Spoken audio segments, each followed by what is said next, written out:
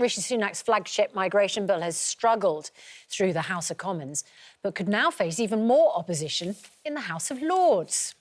Policing Minister Chris Philp joins us this morning. Very good morning to you, Chris Philp. Should point out you are the Police and Crime Minister, and the first issue we want to deal with before we get on to the very important issue of Rwanda is poor Bronson Battersby, 2 years old, found by the landlady when she got access to his dad's house, dead. He is apparently starved to death. We know that police have referred themselves for an urgent review and social services as well. Was this a police failure, in your understanding?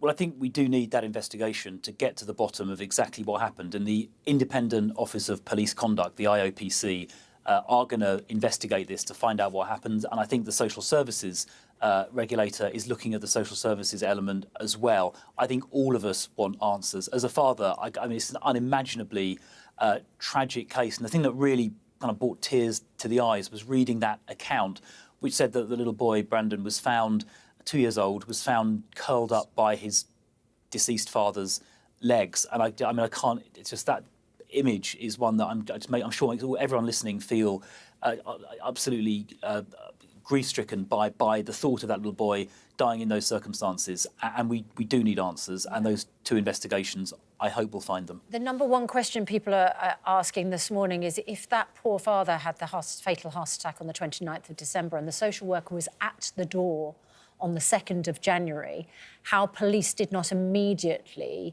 knock that door down and get access to the property, because it appears that if what happened, then this poor little boy's life could have been saved on the 2nd of Jan. Well, I think that's the question that needs to be answered by the investigation. We all want to know exactly, you know, who said what information was available, should they have made a different decision.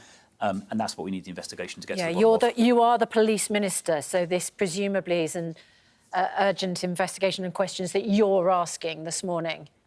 These are questions I'm asking. I think all of us want answers. I mean, the IOPC operate independently of government, as you would expect an investigating body to do. But I think it is right they're investigating, and I am expecting their investigation and the equivalent social services investigation to provide all of us with the answers that we need. OK. It's incredibly sensitive, isn't it? Let's turn to last night's vote. It finally happened very late at night. It had been a long day for everybody with the debates, but the Prime Minister did manage to get the legislation through the Commons. Obviously, it's now passed over to the House of Lords, and we'll have to wait to see how long it is there before it comes back. But you must be buoyed by the result last night. Are you expecting these flights to finally take off? Yeah, so first of all, it was obviously good that the legislation passed through the Commons with a fairly healthy majority of 44. Only 11 Conservative MPs out of 360-odd voted against it. It will now go to the House of Lords. It's a short bill. It's only 8 clauses, roughly. To give you a sort of sense of context, the criminal justice bill that I'm currently taking through Parliament is about 10 times as long. So I'm expecting it to go through the Lords pretty quickly. And I think the Lords, I hope, will understand that this is a critical government policy enacted by the democratically elected House of Commons. I hope they'll keep that in mind as they consider it. And our intention, to your final question about timing, is that we'll get these flights off as quickly as possible, and the intention is to get them off by spring. And that's important because, you know, we've reduced the small boat crossings across the English Channel by 36% year on year. So last year, 2023, they were 36% lower than the previous year, 2022. That's a good start, but the pledge is to stop the boats completely, not just reduce them as we've done already, but to stop them. This legislation is an important part of that. And let me just finish the point. We know it's important because the deterrent effect will stop people attempting these crossings, and we've seen that in Australia about 10 years ago. Their Operation Sovereign Borders had a very similar policy to this, which was effective in completely stopping a very similar problem that they had. And with Albanians crossing the English Channel, we did an arrangement about a year ago with the Albanian government to return Albanians, and the deterrent effect of that reduced the crossings by 93% for Albanians. So we know this works. We've got to get on with it and implement it. I just want to pick you up on something. You just said you want to warn the House of Lords that this is a policy that's been voted through by the democratic House of Commons. Do you not consider the House of Lords part of our parliamentary democracy? So I didn't use the word warn, but I did say that I'm sure the House of Lords will be cognizant of the fact this is a critical policy of the democratically elected government. Now, the House of Lords' role in our constitution is to It does feel like quite a pointed statement. It's a warning, isn't it? I mean, basically, you've issued a warning to the House of Lords and you've used the word democracy. Yeah. I mean, we know that the House of Lords is not democratically elected. Are you suggesting that they should reconsider their role in our democracy? No, I didn't use the word warning, and I didn't say that either.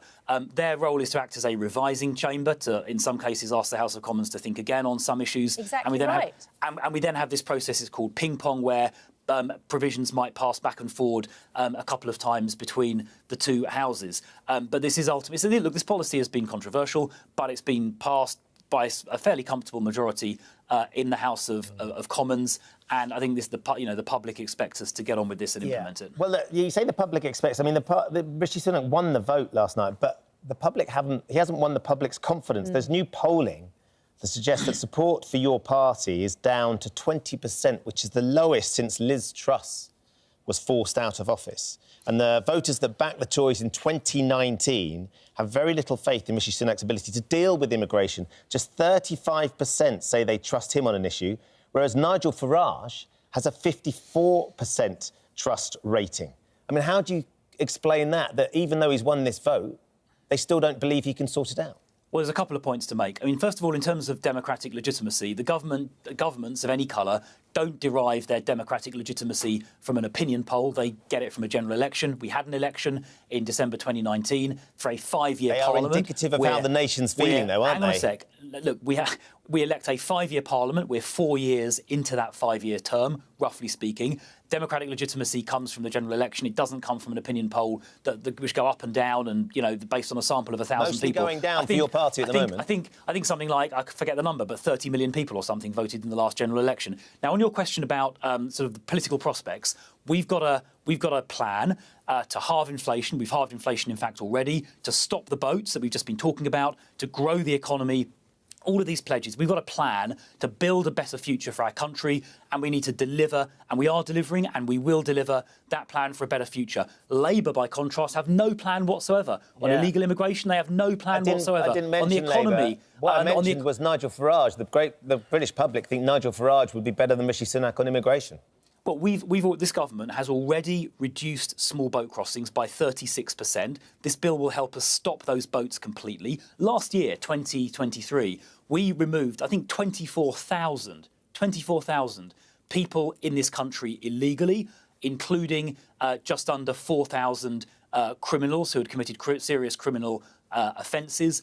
So, in terms of the facts on immigration, those are the facts. And I think when we deliver our pledge to stop the boats completely, we will get the confidence that you're talking about. But to be clear, the choice is between Labour and the Conservatives, right? That's the choice. Who runs the country? And Labour have no plan whatsoever on immigration. They've got no plan on the economy. They've got no plan on the NHS. And I think when the public come to make that choice at the election, the fact that Labour have no plan whatsoever is something that will weigh heavily on people's minds. Simply not true. And if the Labour Party were here, they would say they have a plan, which is to smash the criminal gangs who run the boats. So it's very... As if we're not doing... Hang on, as if we're not doing that already. We've put money into the National Crime Agency. OK, it's such a successful plan. You're doing it already. So it is simply not true, is it, to say that they have no plan? They have got no... They've got no new ideas. They've got no new ideas. No new ideas, OK. But they do have a plan.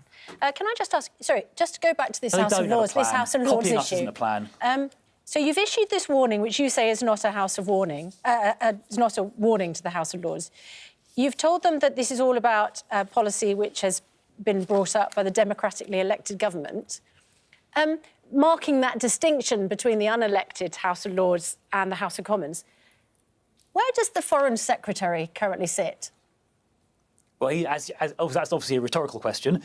David Cameron, the Foreign Secretary, sits in the House of Lords. Right. Parties for many years have had ministers in the House of Lords. So obviously he's not democratically elected, is he?